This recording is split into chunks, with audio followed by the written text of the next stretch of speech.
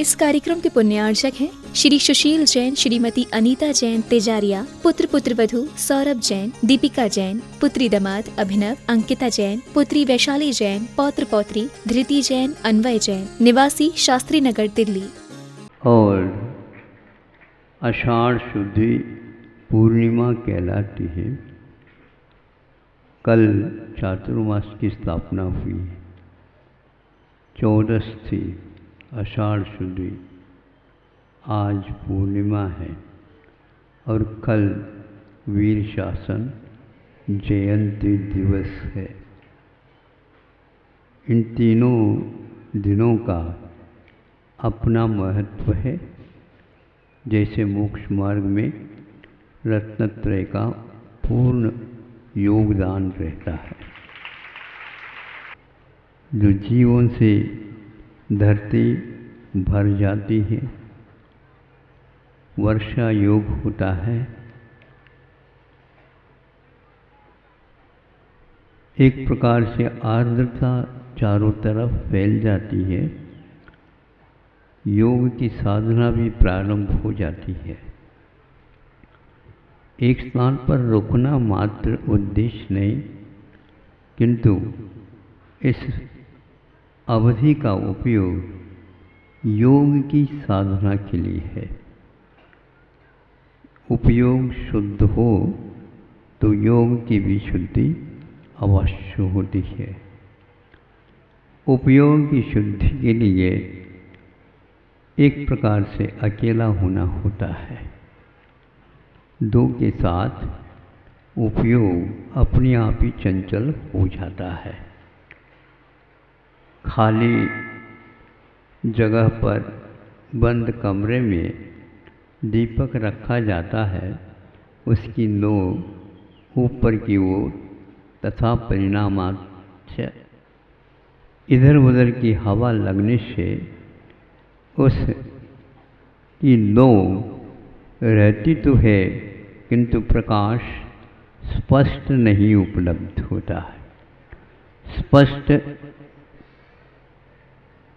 प्रकाश यदि मिलना है तो उपयोग अवश्य ही स्थिर हो जाता है, जिसके माध्यम से जो तीन प्रकार की योग प्रवृत्ति है वह शुद्ध एकाग्र होने से निरोग हो जाता है और अनंत काल के लिए उसे उपयोग की प्राप्ति हो जाती है। यह स्वभाव है आत्मा का उपयोग। योग उसमें अपना सहयोग दे देता है, उसका नाम ध्यान है। आप ध्यान से सुन रहे हैं? हाँ, बहुत अच्छा।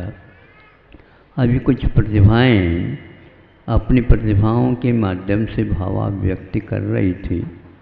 वो प्रशिक्षित तो थी, किंतु उनके हाथ में जो माइक दी गई थी वह प्रशिक्षित नहीं थी।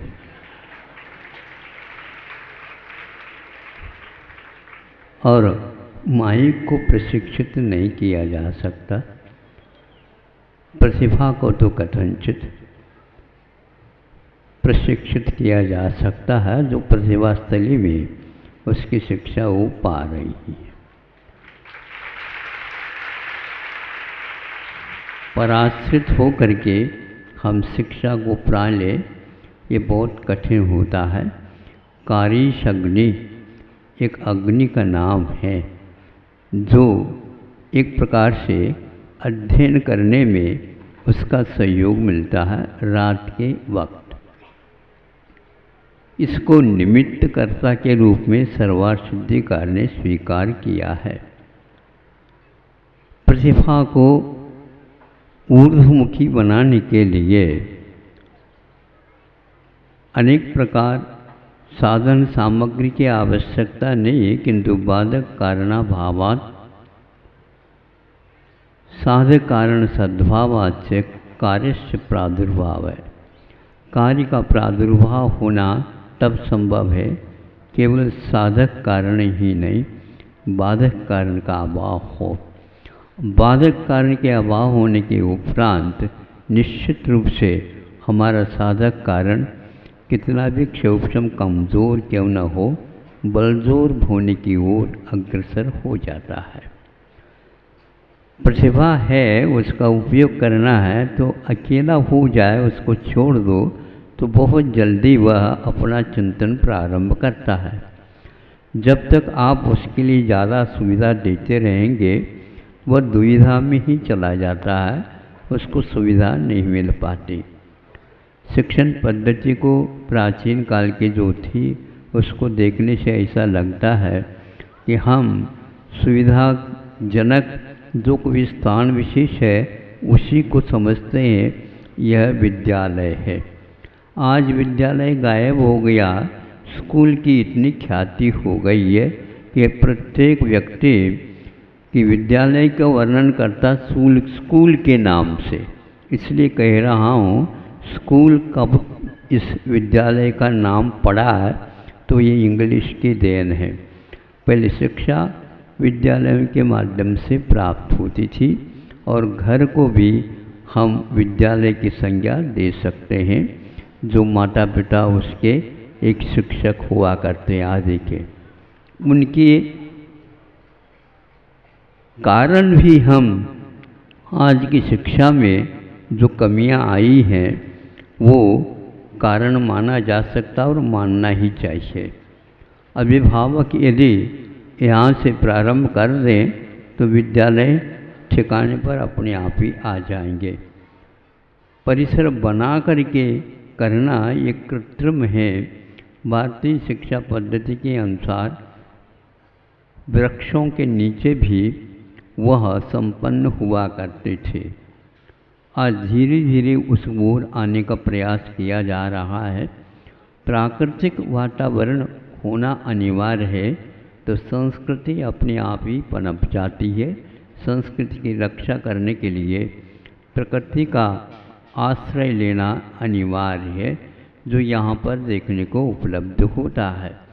बहुत बड़े भवन बना करके ही हम विद्या का संपादन करना चाहें तो वह संभव नहीं और सर्वत्र भी संभव नहीं।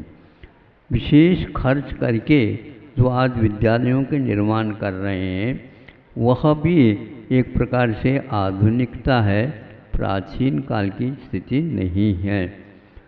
आप वनस्थली में जाकर के सुन सकते हैं, दे सकते हैं और पढ़ भी सकते हैं।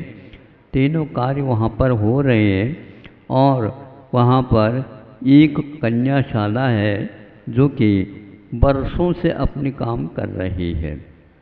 बरसों से वहाँ पर केवल कन्याओं के लिए ही प्रवेश है। हाँ, शिक्षक शिक्षिका दोनों सम्मिश्रित होकर के इसका संपादन कर रहे हैं। उसमें भी शिक्षकों की संख्या संभव है कम है, शिक्षिकाओं की संख्या पूर्ण है। हमें यह देखना आवश्यक है कि विद्यालय में क्या स्वरूप होना चाहिए। मुख्य तो वह लड़का या लड़की, बच्चे दोनों एक प्रकार से स्वस्थ होना चाहिए। रुग्ण यदि है तो बहुत कुछ वहाँ पर व्यत्यय हो सकता है। उसके लिए भोजन, पानी, आवास इत्यादि के जो प्राकृतिक होते हैं उनका ही उपयोग हो तो सबसे उत्तम है। जब समूह शरण में यह भी एक विद्यालय है जहाँ पर सर्वप्रथम गौतम स्वामी ने प्रवेश किया था महावीर भगवान के विद्यालय में। महाविद्यालय भी है, प्राथमिक विद्यालय भी है, माध्यमिक भी है। हम लोगों को पहले उसमें प्रवेश नहीं मिलता, मिल भी जाता प्रवचन सुनने को नहीं मिला। संभव है मध्याह्न में समय मिल जाए तो उस समूह शरण का क्या थोड़ा सा वर्णन आपके सामने रख सकूं। अभी तो वर्तमान में किसी एक छात्रा ने कहा था कि आज बाल दिवस को याद कर रहे हैं। क्यों बाल दिवस को क्यों याद कर रहे हैं? तो आज तो गुरु का दिवस है, इसलिए।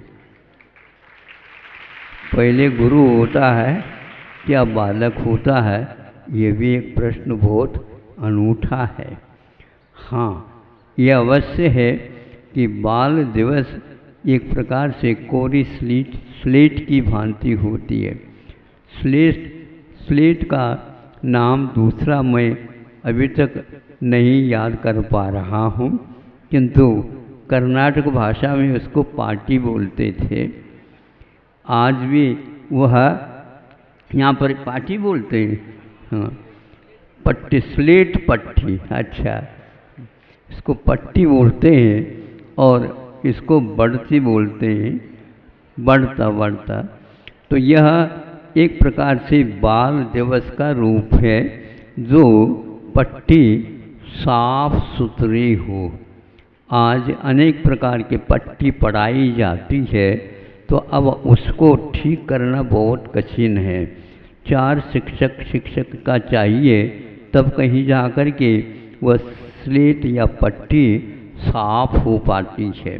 यानी उसके दिमाग में अनेक प्रकार की बातें घुस गई हों, घुसा दी गई हों, तो उसको आज पढ़ाना कतई आप सोचिए नहीं, असंभव है।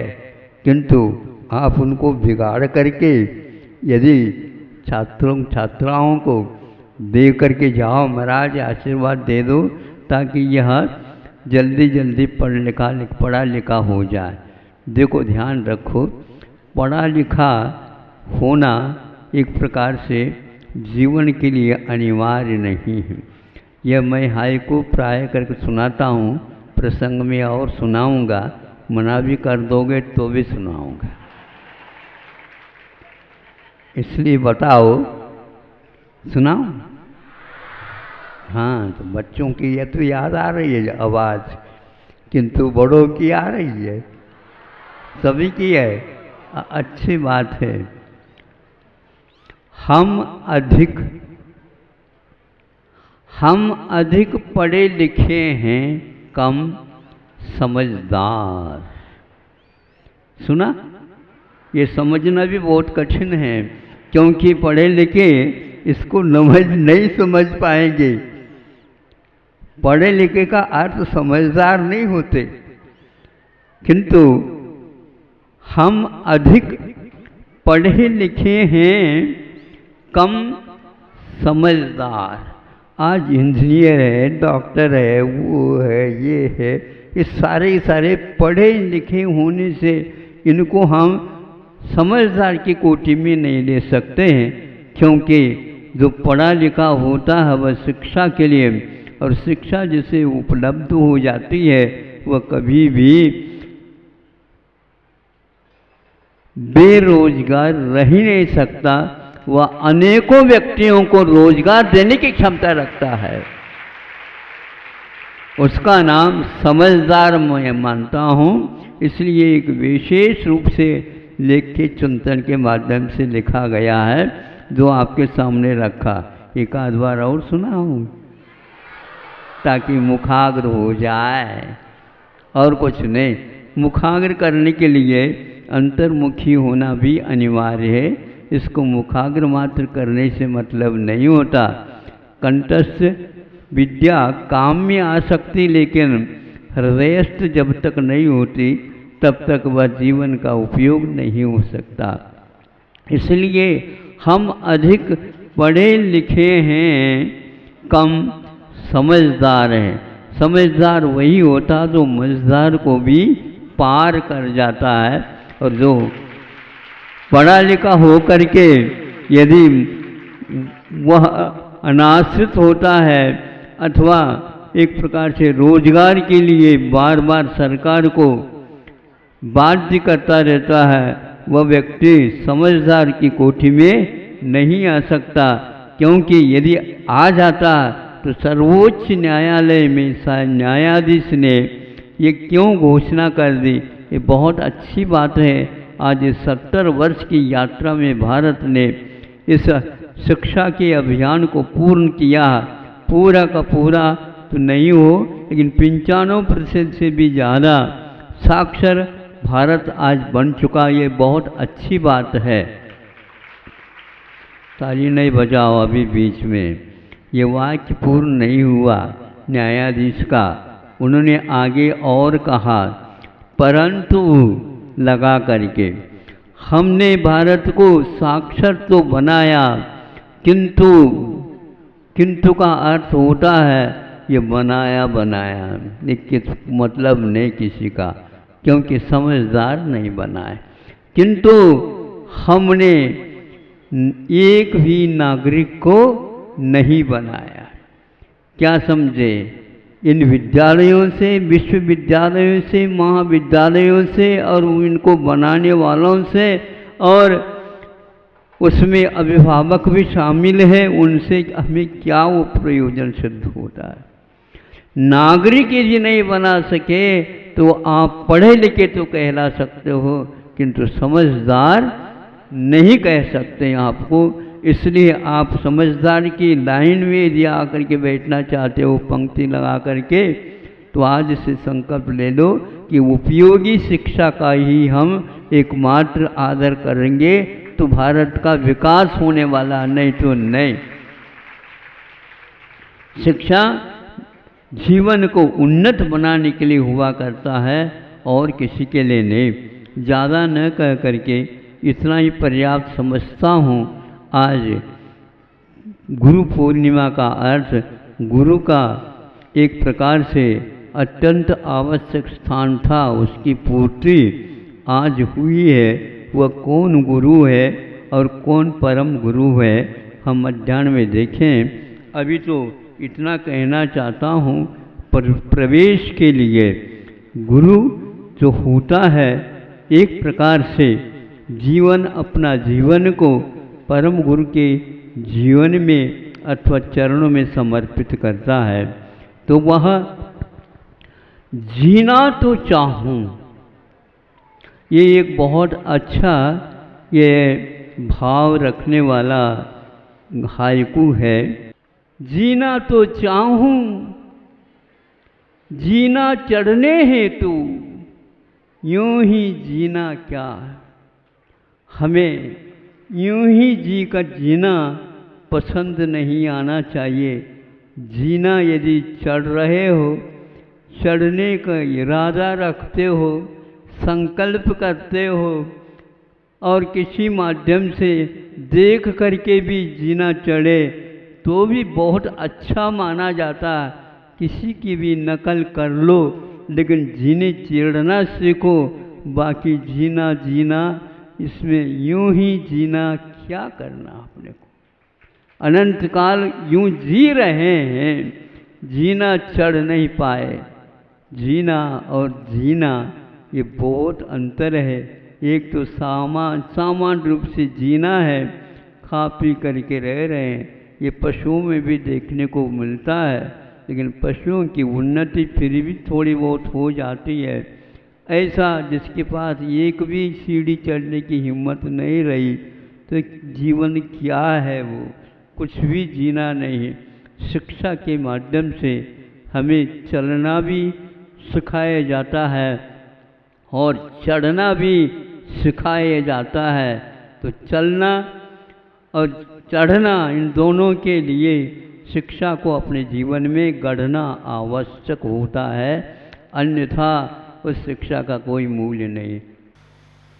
श्रवण करने की अपेक्षा से आप लोग दूर दूर से आते हैं, अपने प्रतिकूलताएं अनुकूलताएं सबको गौण करके यहाँ तक आ जाते हैं। और हम तो ये नहीं कह सकते, आप तो जितनी प्रसन्नता के साथ आते हैं उतनी प्रसन्नता के साथ लौटते नहीं, लौटना पड़ता है। क्या करें?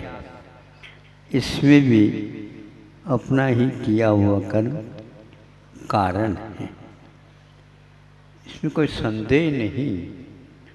इस मर्म को जो समझता है, समझता है, अनुभव में लाता है, वह अवश्य ही भीतर ही भीतर अपने किए हुए कर्मों के ऊपर पश्चाताप करता है। ताप इसलिए है, किए हुए अनर्थों को याद करने से अपने अज्ञान के ऊपर पश्चाताप होता है। दूसरे के ऊपर ताप नहीं, आप स्वयं करें, औरों के ऊपर धर दे, यह भी एक महान अज्ञान है। इस अज्ञान से जो अपने आप को ऊपर उठाना चाहते हैं या उठाते हैं थोड़े बहुत, उनको कभी भी वर्तमान के क्षणों में अप्रसन्नता नहीं होती, क्योंकि ये एक बहुत दुर्लभ है। अब जब दुर्लभ है, हमें मिल गया है, तो अप्रसन्नता क्यों? अब तो यह साधन मिल गया जो अनंतकालीन अज्ञान था, उसको हम तोड़ सकते हैं, तोड़ते चले जाएं। क्योंकि हमने जो किया, हमने बबूल का पेड़ लगाया, नीम का पेड़ लगाया और आम्र की इच्छा करें, यह संभव नहीं है। आम को यदि लगा देते तो आम तो मिल ही जाते हैं, लेकिन ऐसे प्राय करके लोग आम के पेड़ को लगाने वाले आम को खाने की इच्छा न रख करके इस आम पेड़ के नीचे छाया तो कम से कम राहगर प्राप्त कर ले और बैठने के उपरांत एक दो फल पक करके उसके नीचे गिरे और वह उससे संतुष्ट हो जाए। पेड़ लगाने वाला प्राय करके इस उदारता के साथ लगाता है। आप लोग दूसरे के द्वारा लगाए हुए उसको भी छीना झपटी के साथ प्राप्त करना चाहते हैं, किंतु वह प्राप्ति कभी भी संभव नहीं। इस रहस्य को सब लोग जानते हैं, मानना नहीं मानना ये बात अलग है। इस वाक्य को अवश्य सब लोग स्थान देते हैं अपने अपने कोशों में। प्राय करके सारे सारे शब्द कोशों में जो जैसा बोता है वैसा ही काटता है, जो जैसा करता है वैसा ही भोगता है। यह पंक्ति कहाँ से आई? ये सभी कोशों में कहाँ से आई? भारत में ये पंक्ति पहले कही गई, फिर इसके उपरांत उसके बीज सभी देशों में फैल गए और वह बीज बहुत जल्दी फैलते हैं। बीजों में एक क्षमता रहती है, कहीं भी बहकर जाए अवसर पाकर के अवश्य उग आते हैं। तो मैं ये पूछना चाहता हूँ, जैसा जिसने बोया वैसे काटा, क्या इसको आप मानते हो? क्या विज्ञान इस रहस्य को समझता है? तो जैसा जिसने बोया, क्या बोया, किसने बोया, कब बोया, कहाँ पर बोया और किसने काटा, कब काटा और कहाँ काटा, कितना काटा, कितना बोया, उतना ही काटा? नहीं। ये कुछ ऐसे प्रश्न के उपरांत प्रति प्रश्न उठते हैं। इससे एक नहीं, दो नहीं, पूरे के पूरे लोग अनभिज्ञ है। ये वाक्य तो मानते हैं, विज्ञान इसको छू तक नहीं रहा है। एनसाइक्लोपीडिया में भी ये पंक्तियां आती है। ब्रिटेनिका जो एनसाइक्लोपीडिया है उसमें भी ये वाक्य लिखा हुआ हमने पढ़ा, तब माथे पर हाथ अपने आप ही गया। जिसने कभी सोचा ही नहीं होगा कर्म के बारे में, और उसने भी इसमें ये लिख दिया। कर्म को छूने की बात क्या, सूंघने की भी बात नहीं कही। कर्म को कोई भी नहीं स्वीकार रहा, इसलिए तो निमित्त पर रो रहे हैं। आज अमेरिका रूस पर, रूस और किसी पर, सभी लोग छोटे बड़े इस प्रकार एक दूसरे के ऊपर निगाह रखते हैं और एक दूसरे की संपदा को प्राप्त करने का सोचते हैं। जिसने जितना किया बोया उसको ही मिलेगा, जब दूसरे को मिलेगा। बताओ, दूसरे को मिलेगा ऐसा लिखा नहीं गया। जो बोता है वो वैसा ही काटता है, वही। तो आप आम की इच्छा क्यों कर रहे हो? यदि बबूल सामने आंगन में खड़ा है तो किसने बोया? किंतु आगे भी वही करें ऐसा कोई नियम नहीं है। आप स्वतंत्र हैं।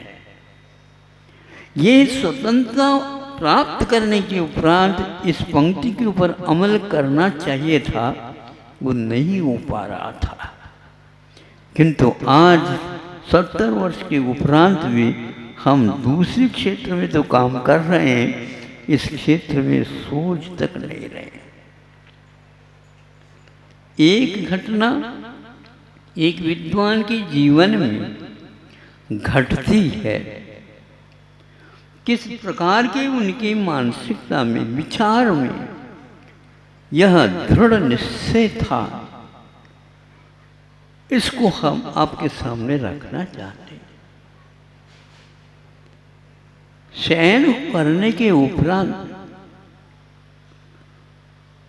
कुछ समय के बाद 12 बजे समझ लो, घर में लोग कुछ घुस करके आते हैं। घुस करके आए, जहाँ कहीं भी जो कुछ भी था सेवन भोगने योग्य, उन सब को उन लोगों ने बांध लिया और बांध करके गठरियाँ तैयार कर ली। फिर इसके उपरांत एक दूसरे को अपने अपने सिर पर उस गठरियों को थमा दिया, उठा करके। इस प्रकार 5-6 व्यक्ति उठाए तो चल दिए। अंत में एक व्यक्ति रह गया। अब वह सोच रहा है, उसकी गठरी कुछ बड़ी बन गई थी, उठ नहीं पा रही थी, तो इधर उधर देखता हुआ क्या करें। इस समस्या को देख करके धीरे से वह जो व्यक्ति सोया था लेकिन जागृति हो गई थी, धीरे से उठा करके उसके सिर पर रख दिया और दूसरी छोटी और थी उसको हाथ में पकड़वा दिया। वो भी चला गया और ये सो गया। फिर जब वो 5 जब घर गए, वो भी सो गए। सुबह उठते ही कहने लगे, हम इतने लिया।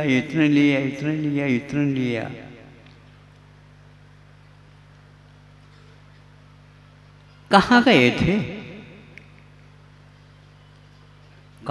थे ये तो हम नहीं जानते। सुनसान था, एकांत था, कोई वहाँ पर जाग नहीं रहा था। देखा इसी में घुसो तो घुस गए। लेकिन ये बात तो अवश्य है, हमें ये बात बार बार समझ में नहीं आती। वह अंतिम जो व्यक्ति था चोर, वो कहता तो हम कहाँ गए पता नहीं, इतना अवश्य है जहाँ गए थे वो बहुत उदार जैसा लगता था, बहुत उदार था। और कैसे उदार था आज तक हमने नहीं सुना। लठमार कर दी आप लोगों के ऊपर? नहीं, लठमार की बात ही नहीं। फिर कैसे उदार था? उदार इसलिए था, हम 4-5 गए थे कि सबके ऊपर एक व्यक्ति ने भार को रख दिया और वो लेकर के चले गए। और लास्ट में अंत में मैं रह गया, इधर उधर देख रहा था। सोचा कि हमारे लिए भी कोई उठा करके दे दे, तो वह व्यक्ति उठा करके दे दिया। हमने कहा 4-5 तो हम थे, एक ज़्यादा कहाँ से आ गया। तो फिर भी हमें समझ में नहीं आया, लेकिन इतना तो याद आया कि ये घर अलग लगता है, ये घर और इसके संस्कार अलग ही लगते हैं। क्या कर दे उसने मेरे सिर पर उसको उठा करके रख दिया, हाथ में छोटी सी उसको भी पकड़वा दिया। अरे यहाँ पर ऐसे कोई भी घर नहीं, एक ही मात्र घर है, बनारस दास जिसको बोलते हैं आप लोग, पंडित जी, जिन्होंने समय सार नाटक लिखा। अर्ध कथानक भी उन्हीं की कथा, जो आत्मकथा के बारे में प्राचीन कथा मानी जाती है। अपने जीवन में जो बीती, जो कुछ भी खट्टा मीठा, वो सब कुछ उन्होंने अपने ढंग से उतार दिया था और समय सार नाटक भी लिखा। ऐसे वह गहरी अध्यात्म को छूने के लिए प्यासा था। उसके घर में गए तुम, अन्याय हो गया। और किसी घर में चले जाते तो बात है, ले जाओ, पहले जो कुछ भी बांध बूंद करके ले आए उसको खोलो तक नहीं, और उन्हीं को वापस करके जाना। उसका एक भी पाई का सेवन करना तुम्हारे लिए बहुत हानिकारक है। सब लोगों ने, चोरों ने कान पकड़ लिया और सब ले जा करके उनके सामने रखा। क्या सोच रहे हो? चोरों के कल्याण के बारे में भी सोचने वाले यहाँ पर विद्यमान है। महावीर भगवान नहीं है, लेकिन फिर भी उनकी परंपरा को और उनके वाणी को अमल में लाने का प्रयास कर रहे हैं। ऐसे बनारस दास थे और आप भी उदास है बिना रस के। बनारस में रह करके भी बिना रस के रह जाते हैं आप लोग। सोचने की बात है, क्या हुआ? ये बहुत बड़ा पाठ है। ऐसे जैनियों के संस्कारों के बारे में हर कदम कदम पर हम पढ़ते थे और पढ़ने में उपलब्ध होता था। ऐसे ऐतिहासिक, सांस्कृतिक और सभी दृष्टि से भारत में रहने वाले पूर्वज यहाँ तक इस प्रवाह को लेकर के आए, उदासी नहीं रही। कठिनाई से कठिनाइयों का ढेर सारी कठिनाई, लेकिन उनको भी पार करते हुए आए। किंतु आप लोगों के लिए यदि कठिनाई है, श्रम करना ना पड़े, बनी बुनी रसोई मिल जाए, मुंह भी न चलाना पड़े। हाँ, ऐसा कोई यंत्र मशीन फिट कर दे, मुंह यूं हिलने लग जाए, ताकि पसीना न आए खाते समय। खाते पीते, खाते गांव वालों, ये तो रहे खाते गांव के पास, फिर भी खाते खाते रोते हो। श्रम के नाम से आज एक भी घर बचा नहीं। पहले कोई एक आध नौकरी करता था, आज नौकरी के लिए करोड़पति भी हो, उसके बच्चे के लिए प्रयासरत है। उसको काम धंधा मिल जाए। कोई इस प्रकार के करते ही नहीं थे। यदि करते थे तो वे कोषाध्यक्ष के काम के लिए नियुक्त होते थे। ऐसे इतिहास मिलते हैं। आप सरकार के लिए क्या सहयोग दोगे?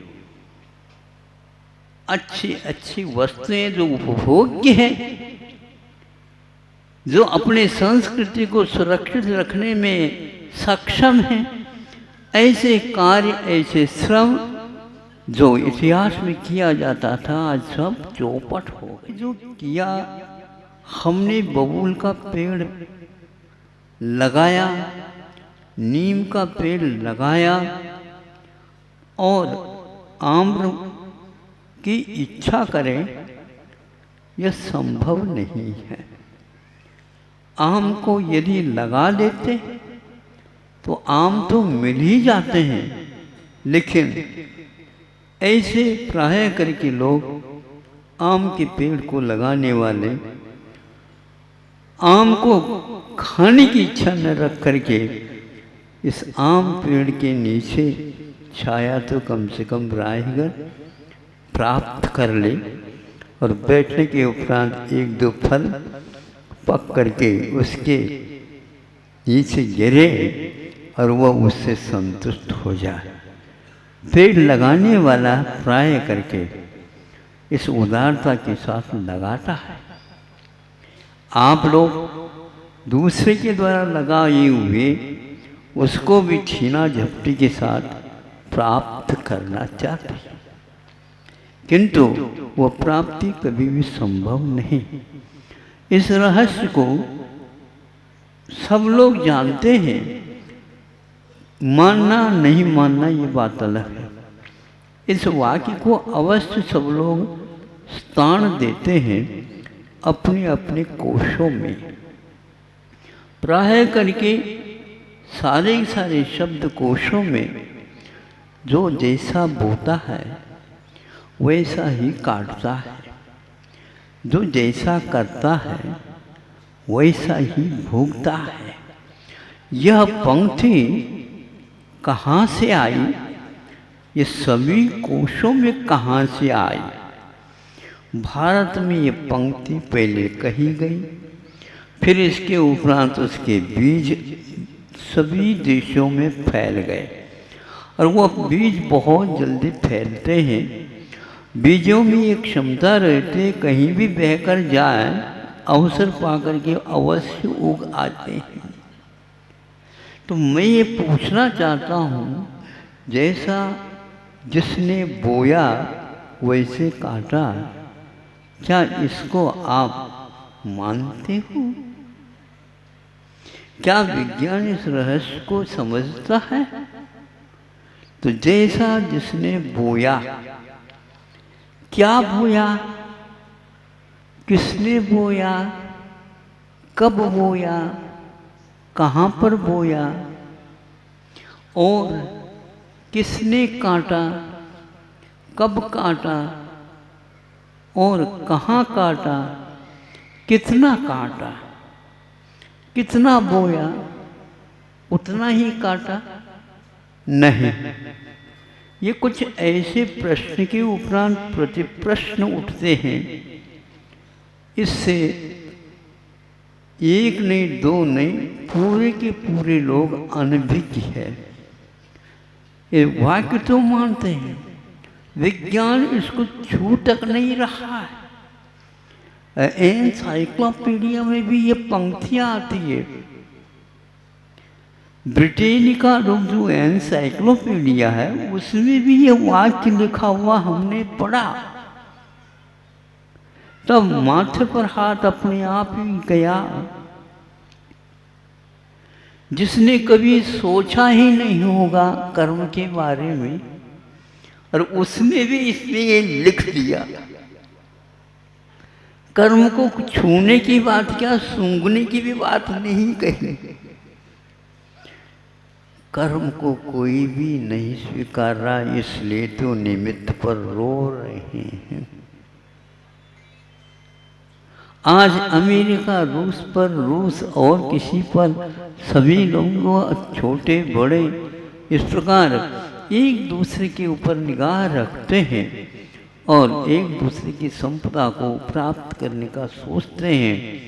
जिसने जितना किया बोया उसको ही मिलेगा, जब दूसरे को मिलेगा। बताओ, दूसरे को मिलेगा ऐसा लिखा नहीं गया।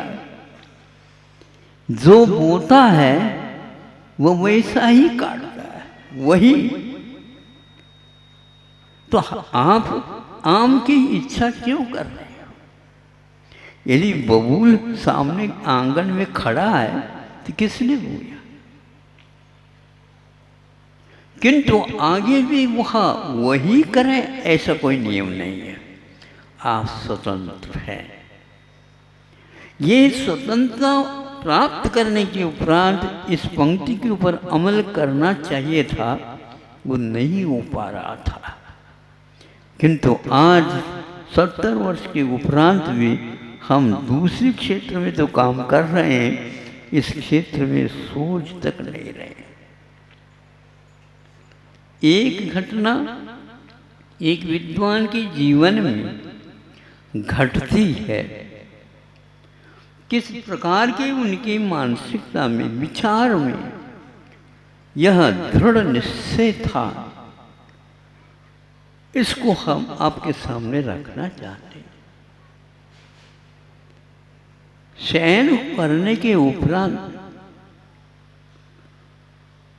कुछ समय के बाद 12 बजे समझ लो, घर में लोग कुछ घुस करके आते हैं। घुस करके आए, जहां कहीं भी जो कुछ भी था सेवन भोगने योग्य, उन सब को उन लोगों ने बांध लिया और बांध करके गठरियां तैयार कर ली। फिर इसके उपरांत एक दूसरे को अपने अपने सिर पर उस गठरियों को थमा दिया, उठा करके। इस प्रकार 5-6 व्यक्ति उठाए तो चल दिए। अंत में एक व्यक्ति रह गया। अब वह सोच रहा है, उसकी गठरी कुछ बड़ी बन गई थी, उठ नहीं पा रही थी। उठ नहीं पा रही थी तो इधर उधर देखता हुआ क्या करें। इस समस्या को देख करके धीरे से वह जो व्यक्ति सोया था लेकिन जागृति हो गई थी, धीरे से उठा करके उसके सिर पर रख दिया और दूटी छोटी और थी उसको हाथ में पकड़वा दिया। वो भी चला गया और ये सो गया। फिर जब वो 5 जब घर गए, वो भी सो गए। सुबह उठते ही कहने लगे, हम इतने लिया, इतने लिया, इतने लिया, इतने लिया।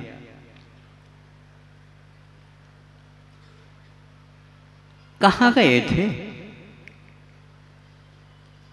कहाँ गए थे ये तो हम नहीं जानते। सुनसान था, एकांत था, कोई वहाँ पर जाग नहीं रहा था। देखा इसी में घुसो तो घुस गए। लेकिन ये बात तो अवश्य है, हमें ये बात बार बार समझ में नहीं आती। वह अंतिम जो व्यक्ति था चोर, वो कहता तो हम कहाँ गए पता नहीं, इतना अवश्य है जहाँ गए थे वो बहुत उदार जैसा लगता था, बहुत उदार था। और कैसे उदार था आज तक हमने नहीं सुना। लठ मार कर दी आप लोगों के ऊपर, नहीं लठ मार की बात ही नहीं। फिर कैसे उदार था? उदार इसलिए था, हम 4-5 गए थे कि सबके ऊपर एक व्यक्ति ने भार को रख दिया और वो लेकर के चले गए। और लास्ट में अंत में मैं रह गया, इधर उधर देख रहा था। सोचा कि हमारे लिए भी कोई उठा करके दे दे, तो वह व्यक्ति उठा करके दे दिया। हमने कहा 4-5 तो हम थे, एक ज़्यादा कहाँ से आ गया। तो फिर भी हमें समझ में नहीं आया, लेकिन इतना तो याद आया कि ये घर अलग लगता है। ये घर और इसके संस्कार अलग ही लगते हैं। क्या कर दे उसने मेरे सिर पर उसको उठा करके रख दिया, हाथ में छोटी सी उसको भी पकड़वा दिया। अरे यहाँ पर ऐसे कोई भी घर नहीं, एक ही मात्र घर है, बनारस दास जिसको बोलते हैं आप लोग, पंडित जी, जिन्होंने समय सार नाटक लिखा। अर्ध कथानक भी उन्हीं की कथा, जो आत्मकथा के बारे में प्राचीन कथा मानी जाती है। अपने जीवन में जो बीती, जो कुछ भी खट्टा मीठा, वो सब कुछ उन्होंने अपने ढंग से उतार दिया था और समय सार नाटक भी लिखा। ऐसे वह गहरी अध्यात्म को छूने के लिए प्यासा था। उसके घर में गए तुम, अन्याय हो गया। और किसी घर में चले जाते तो बात है, ले जाओ, पहले जो कुछ भी बांध बूंद करके ले आए उसको खोलो तक नहीं, और उन्हीं को वापस करके जाना। वो उसका एक भी पाई का सेवन करना तुम्हारे लिए बहुत हानिकारक है। सब लोगों ने, चोरों ने कान पकड़ लिया और सब ले जा करके उनके सामने रखा। क्या सोच रहे हो? चोरों के कल्याण के बारे में भी सोचने वाले यहाँ पर विद्यमान है। महावीर भगवान नहीं है, लेकिन फिर भी उनकी परंपरा को और उनके वाणी को अमल में लाने का प्रयास कर रहे हैं। ऐसे बनारस दास थे और आप भी उदास है बिना रस के। बनारस में रह करके भी बिना रस के रह जाते हैं आप लोग। सोचने की बात है, क्या हुआ? ये बहुत बड़ा पाठ है। ऐसे जैनियों के संस्कारों के बारे में हर कदम कदम पर हम पढ़ते थे और पढ़ने में उपलब्ध होता था। ऐसे ऐतिहासिक, सांस्कृतिक और सभी दृष्टि से भारत में रहने वाले पूर्वज यहाँ तक इस प्रवाह को लेकर के आए, उदासी नहीं रही। कठिनाई से कठिनाइयों का ढेर सारी कठिनाई, लेकिन उनको भी पार करते हुए आए। किंतु आप लोगों के लिए यदि कठिनाई है, श्रम करना ना पड़े, बनी बुनी रसोई मिल जाए, मुंह भी न चलाना पड़े। हाँ, ऐसा कोई यंत्र मशीन फिट कर दे, मुंह यूं हिलने लग जाए, ताकि पसीना न आए खाते समय। खाते पीते, खाते गांव वालों, ये सुतोदय खाते गांव के पास, फिर भी खाते खाते रोते हो। श्रम के नाम से आज एक भी घर बचा नहीं। पहले कोई एक आध नौकरी करता था, आज नौकरी के लिए करोड़पति भी हो, उसके बच्चे के लिए प्रयासरत है। उसको काम धंधा मिल जाए। कोई इस प्रकार के करते ही नहीं थे। यदि करते थे तो वे कोषाध्यक्ष के काम के लिए नियुक्त होते थे। ऐसे इतिहास मिलते हैं। आप सरकार के लिए क्या सहयोग दोगे? अच्छी अच्छी वस्तुएं जो उपभोग्य हैं, जो अपने संस्कृति को सुरक्षित रखने में सक्षम हैं, ऐसे कार्य, ऐसे श्रम जो इतिहास में किया जाता था, आज सब चौपट हो गया। चौपट का अर्थ उन सब को भुला दिया। बैठे बैठे काम हमें मिल जाए, तो इसलिए आप लोगों ने रास्ता खोला। जैसा करेगा वैसा मिलेगा, और हमारे पुत्र ऐसा नहीं करेंगे, हम करेंगे तो हमारे लिए भी और स्वयं के लिए भी वो काम करेगा।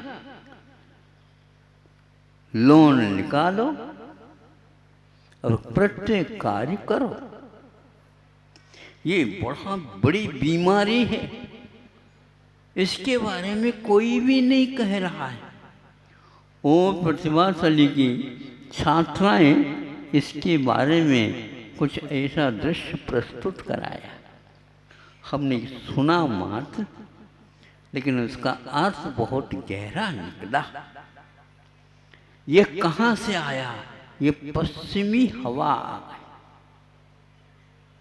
ये पश्चिमी हवा के ये केवल 4 महीने यदि चलती है, वर्षा होती है, बाद में लू लपट चलती। ये पश्चिमी पूर्व से कभी भी चले, लू लपट नहीं चलेगी।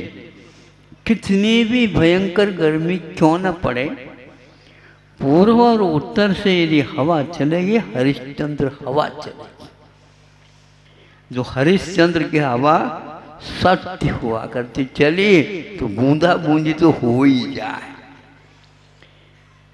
धरती गीली हो ही जाए, पक्षियों के लिए पानी का संग्रह हो ही जाए जलाशय में, हरा भरा यह सब धरती देखने को उपलब्ध हो ही जाए। किंतु पश्चिमी हवा कर्ज दिखाने के बताता है। क्या करता है? केवल कर्ज निकालो, सब ठीक ठाक हो जाएगा।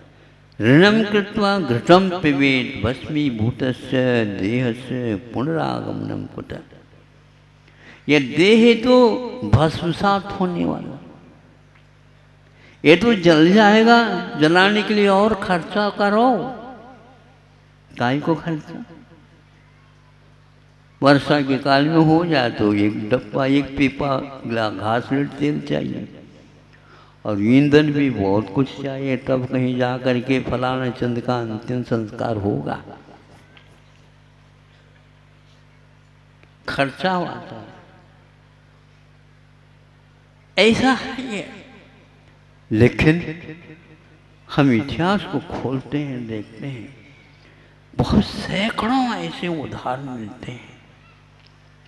संतोष ये सब दृष्टि से, शारीरिक दृष्टि से, मानसिक दृष्टि से, आर्थिक दृष्टि से और अंततोगत्वा अध्यात्म की दृष्टि से भी बहुत महत्वपूर्ण संस्कार हैं भारत। इस कार्यक्रम के पुण्यार्चक थे श्री सुशील जैन, श्रीमती अनीता जैन तेजारिया, पुत्र पुत्रवधू सौरभ जैन, दीपिका जैन, पुत्री दामाद अभिनव, अंकिता जैन, पुत्री वैशाली जैन, पौत्र पौत्री धृति जैन, अन्वय जैन, निवासी शास्त्री नगर दिल्ली।